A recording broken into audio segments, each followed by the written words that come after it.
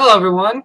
We are the Nola Nerdcast. Slightly changing up that name to bring you even more awesomeness. Hold my hand. Take my hand into this journey. Go on this journey with me. Please. No. No, it's weird now. It's only weird because you make it weird. You made it weird. Journey. Sure. All right, we're done. I'm Matt. I'm Chris. We're the Nola Nerds, and we are here with a new review with Rise of the Guardians. So, Rise of the Guardians. The new non-Disney DreamWorks animated film about all your childhood heroes. The Santa Claus. It's Santa Claus, Easter Bunny, Sandman. Would you really count Tooth Fairy as one of your heroes? No, but there was no other woman person they could put in. What about, I don't know, they could have gone Fairy Godmother. No, because she's Cinderella specific. Yeah. It's the Tooth Fairy. What about, Mother Earth? Gaia, the spirit of the earth? Yeah. No. I don't know. But, and then Jack Frost. Yeah. Also someone I didn't think of. Yeah. I mean, so you really don't think of that. No. I would have more thought Frosty. It's like 100 degrees outside. We live in New Orleans. Jack Frost doesn't come here. No, we don't believe in him.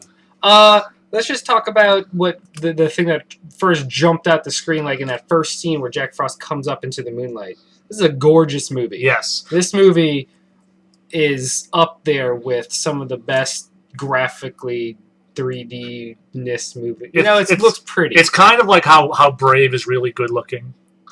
It's almost as good looking. The stuff in Santa's workshop was very imaginative. A lot of the effects. The Easter Island was really the Warren. Kind of clever, but I'm not certain if that was intentional or not. Well, whether or not it was still visually it was kind of clever. Yeah. So you're gonna find that Chris is more. His patented it was okay. He liked it.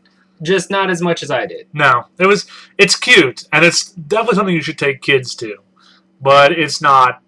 You did chuckle. I did chuckle a little bit. When he gets hit by the sofa. You giggled for like 10 seconds. That was a really funny part. So, voice-wise, Jack Frost is voiced by Star Trek's Chris Pine. Yeah. Santa Claus was voiced by Alec Baldwin, and I have no idea. That was like when Alec Tudwin was Turbo in Wreck-It Ralph. You just didn't hear it. He did a really good job as his voice. Hugh Jackman, with no accent, being just pure Australian as the Easter Bunny. Super Australian. Which I like that concept. If he was more like a jackrabbit with crazy boomerang skills. Yeah. And then Isla Fisher. I think that's how you pronounce it. Isla? The attractive redhead? Yeah, she's hot. She's the Tooth Fairy. Yeah, she was kind of creepy, but it was okay. And then Jude Law is the Boogeyman. Pitch Black, which I like that name. That's cool. I mean, if you're going to have the evil darkness villain, the Boogeyman makes sense. No, yeah. The Boogeyman's a great villain. So, what do you want to talk about first? I mean, we already nailed the graphics, but let's expand on that a little more then. Okay. The Sandman special effects were really good. Especially near the end when he's... Sandman doesn't have a voice actor. That's why we forget about it. It's all visual gags, and it was for... That's kind of cute. Because when he's trying to explain things with sand particles. But yeah, the sand effects were really... It reminded me of when you... Like, it doesn't hold up as well now, but the first time you played Prince of Persia Sands of Time, or Uncharted 3, just the sand graphics, except now in a digital film. Yeah, and it went around, and he formed like all these kind of, formed stingrays and brontosaurus. He was almost like Green Lantern with sand. Yeah. They were basically constructs, but they would like take the form of children's dreams. Yes. Conversely, though, Pitch Black's nightmares were made up of black sand because he finally he made his move because he finally perfected how to turn dreams into nightmares and harness their power. So visually, he was just like the counterpart to Dream. I really like Jack Frost's ice, like just the formation of the crystals on all the surfaces. That was a really cool visual effect. I just can't help but think every time he iced something that he just caused so much fucking property damage. He did. He iced everything. He caused so many road accidents. So many deaths attributed to Jack Frost. I was just having fun. Yeah, we paralyzed my wife. Jerk. Because there was no patch of ice on the ground when we made that left turn, and then suddenly there was, and now I'm paraplegic. Yeah, thanks a lot, Jack Frost. What are you gonna do? I really like the scene where Santa's bringing out the sleigh for the first time, and it's super rugged, and like all the reindeer are like kicking each other and snorting and snarling. Did you like the concept that Santa Claus was essentially like a super tough Russian? Yes. I did. I really like that because, when you think of someone in the bitter cold of the North, you think a Russian in his giant hat and his giant coat. Yep. And, I mean, you saw it in all the previews, but his, like, naughty and nice tattoos. That's okay. I didn't care for that part. I like the idea of him being a gigantic Russian, though. And, like, making things because he likes making things. I kind of wanted to see what their version of Mrs. Claus would have been, though. There's no Mrs. Claus. She's dead. Was she a mail-order bride in the West? She's dead now. Okay. The only one I never really got was the Tooth Fairy, like why she was a bird. I understand like it was a cool visual effect, the different colored feathers and everything, but I mean she was basically a hummingbird. Yeah. But there wasn't so much a fairy aspect. It was more like a bird. There was a lot of fun tooth-related things where she's looking at everyone's teeth and dreams about teeth and stuff like that. I did like that concept though, with like your dreams hold the memory of when you lost that tooth, so it's like your memories of childhood. Yeah.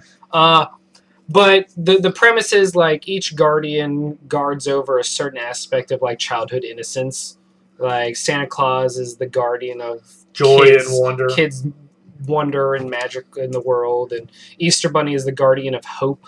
Jesus. Because there's a scene where when Pitch Black is attacking Easter, he's like, Easter's new beginnings and hope, and without me, Easter's dead. Christine's over was like, what about Jesus? And I'm like, well, it's the same concept when you're having Santa Claus and Easter. It's not going to be the religious aspect of the holidays. Not even a little bit. It's going to be their mascots, I can't imagine a religious person be like, well, fuck this movie. Like at that one point, bringing their kids out. I don't know. You got to take it with a grain of salt. You're never going to see a kids movie featuring Santa Claus and Easter Bunny, and they're going to have a deep philosophical conversation about whether or not Jesus should be a guardian. Maybe they should. Ooh, he could be the guardian of children's lives. He's the guardian of us all. And then the central story is Jack Frost. I mean, the concept is Pitch Black is attacking the Guardians because it's like fables. They live and die on a belief system. And if kids stop believing in you, then you no longer are real. And that's the problem with Jack. He never knew what he was supposed to do because his birth was like... Because no one believes in him. Yeah, no one... Everyone knows Santa Claus and Easter Bunny, but what kid nowadays is like, oh, that fucking Jack Frost? I figure Santa would have a ton more belief because he's Santa. I was kind of sad Santa wasn't, like, super powerful. He should have been the most powerful. Like, he had his swords, but I kind of wanted him to pull up, like, some crazy, like, Christmas storm or something, like some area of effect attack when they're being attacked. Like, Sandman was a badass. Yeah. But I think the whole thing is kind of weird because I think Sandman should obviously be the most powerful because more kids believe in Santa than the Easter Bunny. I agree. Or at least they do now. Well, just in general. That's why he always made fun of him with, like, Christmas is more important than Easter. Yeah. But, so, Pitch Black is attacking them, trying to extinguish hope so that it'll be replaced with fear, and belief and fear is him, and so he'd be powerful. And then the North Wind trapped him in a casket of gold. Fables. Oh, wait. Nope. That didn't happen here. And so Jack Frost is also, like, pitch black, and he's trying to get kids to believe in him and find his purpose in life. And that's to goof off and have fun. That is the gist of the film. And you know what? The moral of the story is garbage, which is the last line of the movie, and it's not a spoiler because it's just stupid, is when the moon tells you something, believe it. Fade to credits. We're like, what? That's the moral they want kids to walk away with? If the moon tells you something, you should believe it. But the moon doesn't say anything. The moon is also like the giant overseer of the Guardians, the man in the moon, or Manny, who never talks, never does anything but shine down, and just. So what you're saying is he never does anything but lesser Nickelback? Yeah, and then at the end he's just all like, It's like everyone's like, "Oh, the moon's gonna say something," and then the moon just kind of beams at them. We kind of were hoping, like at the end, like I liked how they took him down with childlike innocence, and you knew that was how it was gonna go. Yeah. But we kept waiting on the moon to pitch in somehow. Like he's supposed to be the guardian of the guardians.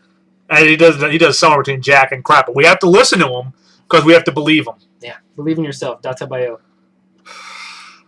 So let's talk about the fight scenes. The fight scenes were pretty good. Yeah, They fast paced. Yeah, nicely animated, great effects. I feel like they could have had a couple of more fight scenes in it. Actually, I agree, but I was actually kind of hoping Pitch Black would have more than just horses. Evil horses. Yeah, like true nightmare material, like hydras and rape clowns. Sure. Or maybe even just like some shadow demon looking things, you know? But it was just horses, nonstop horses. Yeah. One of the things I did like about this is that the trailers has been heavily showing Santa Claus's elves, and this feels like they were pushing to make them the new minions. Yeah, I thought that's what they were going. And then they had very little, and I was very pleased about it. Yeah, they had a lot of nice little visual gags, but they were not the focus that the trailers lead you to believe. Yeah. Like, I can see it was a great marketing tactic to get the kids in. But basically, all the things in the credits and the commercials are their entire lines. Yeah. So, and I like that. Good on that. So, and they didn't spoil the Yetis. I thought the Yetis were they had that great running gag where he had to keep changing the color. I don't like that color. That was fun. Yeah. So, all in all, overall package, what do you think? Overall package, I give this movie like an 8. It's really good for kids. It has a lot of fun fight scenes, and it's really beautiful. It's got a great cast. The actual message is a little hokey, and actually, that's what you can expect from a DreamWorks picture. Yeah, they don't really put the same amount of heart in it that Pixar films do. Believe in the moon. You know what I mean? Like, it's like the Shrek films or any of the other DreamWorks films. They're not really about the heart and the message. It's about just a fun family movie to go see. That's why DreamWorks movies never really hold up nearly as well. That's why they're Disney. disposable as tissue. Yeah. Like, most kids don't remember DreamWorks movies year to year, but a Disney movie pops in, comes on the TV, and kids are sitting around the campfire or the fireplace, drinking some eggnog. I mean, chocolate milk, hot chocolate. Cider? That's never happened down here. It's 100 degrees outside. Okay, well, when I'm Wearing up with the family up north. Okay. Yeah, when a place where there's real winter. Anyway, so Frost. 8. Yeah, a solid 8. I would not purchase this unless it was under $10. Or $10. No, under $9.99. Yeah, that's under fine. 10. That's fine. Semantics, I win. And it should be said that we opted to see it in 2D, not 3D. Nope. Even though I hear the 3D is very good, and it seemed like the movie, like there wasn't any like 3D moments. So I find movies that have that tend to have like good, believable 3D. Depth, not. Whoa. Yeah. We're in 3D, like Jack Frost going like ice. Did you know there's now a 3D option on Netflix Instant? Really? Yeah. Awesome. I can do that with my 3D TV. That shit's weak. Weak. Whatevs. Yeah. Haterade. Yeah. What do you give it? I give it. Actually, I would give it an 8.5 based on just everything else, but it gets that 0.5 bump for me because I could not stop thinking how fucking gorgeous this movie was. Like, I just kept thinking, like, man, when this comes out on Blu-ray, this is going to look so pretty. I love that. Like, that's why I love animated films. That's a big part of it, is that they just look so good in HD and high def. So pretty. So pretty. So yeah, I'm gonna give it a 9. Parentheses 8.5. Just know that 0.5 bump is solely because of the graphical fidelity of the film. And I am going to buy it. I'm a sucker for these kind of movies. It's kind of my thing. I Sucker's guess. right. Oh, burn. So yeah, go see it. If you have young children, it's a no-brainer. And it's not specifically a holiday movie, so you don't have to worry about buying it when it comes out in March. It'll be just in time for Easter. Hey!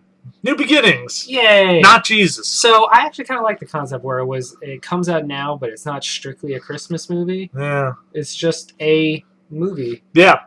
As always, Santa Claus dominates everything. because the movie takes place in March, and then all of that lousy Smarch weather. I kind of like the concept that it didn't focus around Christmas time. Yeah. So yeah, It'd be really easy. it would have been. But yeah, so I'm Matt. I'm Chris. And we're NolaNerdCast, and we are the Nola Nerds, and Nola, Nola, Nola.